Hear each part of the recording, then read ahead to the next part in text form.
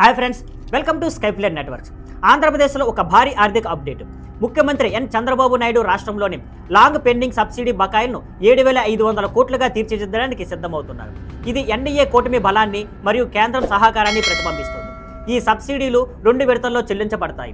మొదటి విడతలో ఈ నెలలో 2,000 కోట్లను హెచ్యుడిసిఓ లోన్ ద్వారా, మిగిలిన 5,500 కోట్లను డిసెంబర్ వరకు. ఇది ముఖ్యంగా ఇండస్ట్రీలు మరియు ఎంఎస్ఎంఈఎస్కి పెద్ద సహాయం. గత కొన్ని సంవత్సరాలుగా ఈ బకాయిల కారణంగా ఇన్వెస్టర్ల విశ్వాసం తగ్గింది.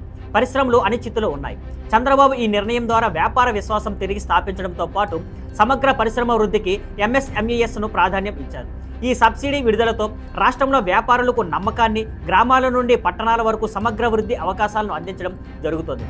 పొలిటికల్గా ఈ నిర్ణయం ఎన్డీఏ కూటమి బలాన్ని ప్రదర్శిస్తుంది.